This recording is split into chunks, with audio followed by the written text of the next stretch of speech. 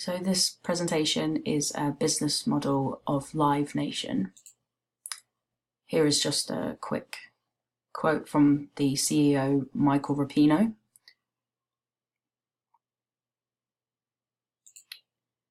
So Live Nation is one of the largest owners and operators of venues for live entertainment in the entire world. Since its founding in 1997, the company's acquired many of the largest concert promotion companies in the US, Canada, and Europe. It promotes or stages around 30,000 events a year, attracting 60 million attendees. Approximately 90% of revenues come from that area. Live Nation companies also manage sports celebrities, promote monster truck shows, and put together touring theatrical productions. The business was acquired by Clear Channel Communications in 2000 and spun off as an independent company 5 years later. Here's their mission statement. Their mission statement is to maximize the live concert experience by producing, marketing, and selling live concert for artists. Live Nation are transforming the concert business, and they are the first artist-to-fan vertically integrated concert platform. Here's the corporate structure layout. It's very basic, just the CEO at the top and the rest of the corporate, the executive vice presidents, etc. underneath. So Live Nation operates in four different business segments.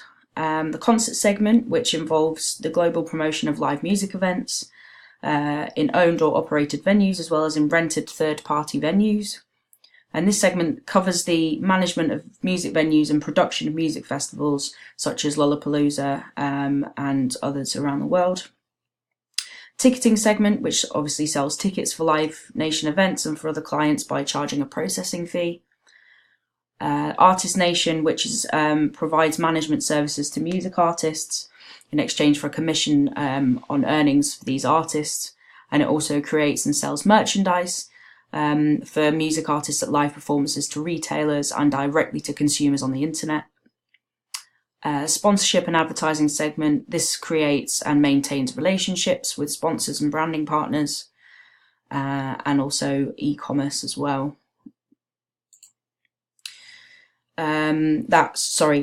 E-commerce. So they basically acquired an online ticketing platform and the online media research company Big Champagne, which they bought in 2011, but that dissolved in 2012.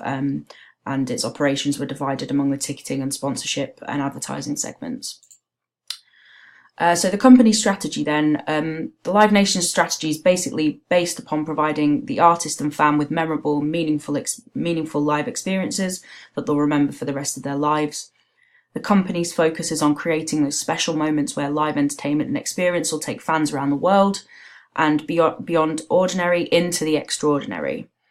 And they provide fans with a true connection to their favourite artists and to each other as well. Live Nation, they believe that fans who have connected with their favourite artists at their live events will download, buy and listen to and share memories of their show in ways that represent significant growth opportunities for Live Nation. They also use a lot of the use of digital platforms to maximise their profits. So a little bit of history on the developmental side of Live Nation. It's just a small timeline here. So 1996, SFX Broadcasting buys concert promoter Delsner and Slater. SFX was founded by Robert Silliman, and he grew up in the world of entrepreneurship and entertainment. His father, Michael McKinley, founded the Keystone Radio Network, which went bankrupt when Robert was just 13.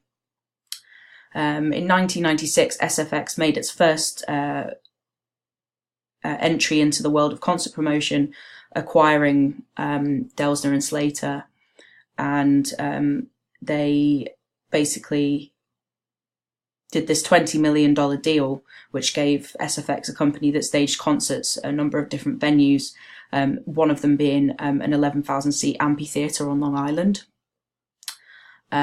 We've got 1999 here. They completed their first European acquisitions, and the SFX Sports Group was formed then. 2000, Clear Channel Communications bought SFX Entertainment. 2002, SFX Entertainment was renamed Clear Channel Entertainment. 2003, iTunes was launched. That's completely separate to Live Nation, but also, played a big part in their digital platforms at a later stage. And 2005, the company spun off as Live Nation on the New York Stock Exchange.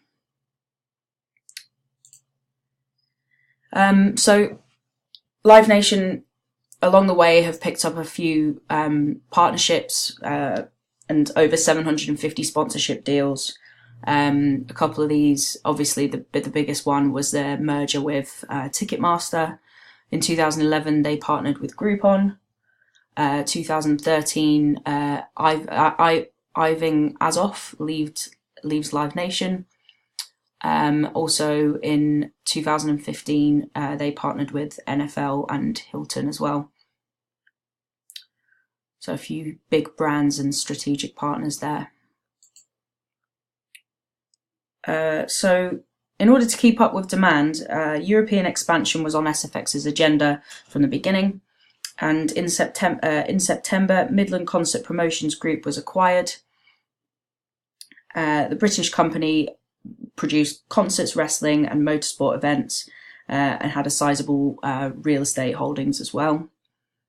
In early March 2000, the predictions of Silliman's detractors came true when it was announced that SFX would be sold to Clear Channel Communications, which I just previously mentioned. And the deal would give SFX stockholders $3 billion, with Clear Channel also taking on $1.1 billion in debt that was previously owed for their debt. They also invested in Bowie's company, which was it's Ultrastar Internet Services, and that was a host of official websites for entertainers and sports teams. And also, obviously, the merger with Ticketmaster saw sort of more promotional scope, giving Live Nation a little bit more of an audience so that they could be promoted across various online platforms for their concerts. So Live Nation have an ongoing sustainable competitive advantage, and they created a long-term measurable customer relationship through their goods and services. Their value captures at its peak because they can basically produce live events that can't be easily duplicated, and these events are tailored and heavily valuable to the customer. So each of their services provides a high perceived value, which obviously can't be replicated. So some impressive statistics here.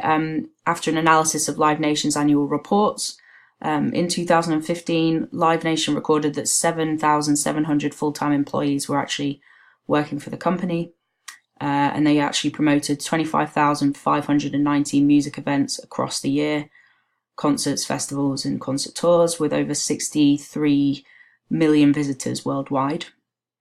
And since its spin-off from Clear Channel, the number of promoted music events has actually tripled, and the attendance figures have almost doubled as well. So here is a small figure of the number of music events and attendance of Live Nation concerts from 2005 to 2015. As you can see, a steady growth from 2005 to 2015. The financial picture then, the financial results of Live Nation only partly reflect the positive steady trend that we could see in that previous image. So although revenues have grown by 147% in 2015, total expenses have increased as well at the same rate. Since the merger with Ticketmaster in 2010, Live Nation reported an annual net loss of $15.8 million in 2015. And the financial picture becomes brighter if the operating income is considered. So it's also been reported that an operating gain of $131.4 million for 2015 after losses in 2010 and 2012. Live Nation also had to pay a lot of advances to 90% of the ticket sales, for 90% of ticket sales to artists. So hence Live Nation then had to earn the money back by the ancillaries.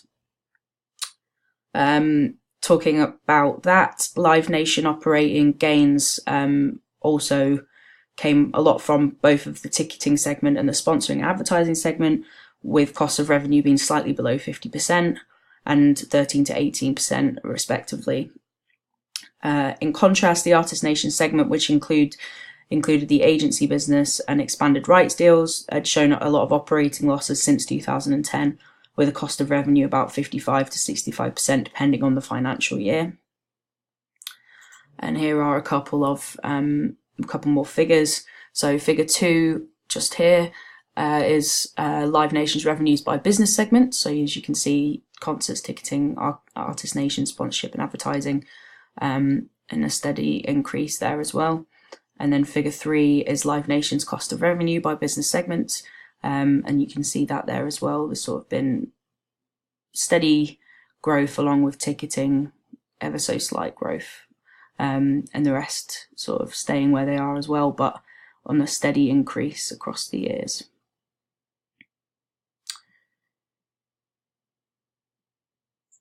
So analysing the financial reports from Live Nation definitely highlights a mixed picture. Live Nation's core business segment, which is concert promotion and touring, contributes an annual operating losses to the company's performance, whereas sponsoring and advertising as well as ticketing accounts for an operative gain in the company. Unlike these segments, Artist Nation is a loss-generating business segment, which might indicate a strategic failure, perhaps, in promoting 360 deals in the past. But Live Nation's figures also highlight that the international live music business is a highly contested market. But nevertheless, live music market. The live music market is a primary income source for performing artists, as everybody knows, which isn't going to decrease anytime soon. Okay. So if we just take a look here at the SWOT analysis for Live Nation, the strengths, obviously, their industry standing. They have a lot of strategic partnerships, as previously mentioned, and advertising deals, customer information, advertising sales, and they've got control of customer experience by, basing that on each live event that takes place, all of those being unique. Their weaknesses, they are over-reliant on Michael Rapinoe's leadership, which is a traditional leadership structure. They have very low profit margins and they're very market share focused. Opportunities, the development of streaming has obviously come into play quite recently, and Live Nation can use that to their advantage. Industry innovation, switch to mobile, global expansion as well, artist royalties, and also the most important thing here is perceived customer value pricing. So a customer who will have gone to a show in the past will know how good that show was, and they will use that to their advantage. And so the threats as well, indirect competition from other sources, substitute products, the cost of an artist, volatility of the global market, seasonality as well, merger regulation, and venue retention. And overall, that's sort of where they stand with their business model. Obviously, there's a lot more to cover, but this is kind of the overview of my research, and I hope that it's helpful. Here we have a bibliography just there, a few of the articles and papers that I've read. Thank you very much for watching.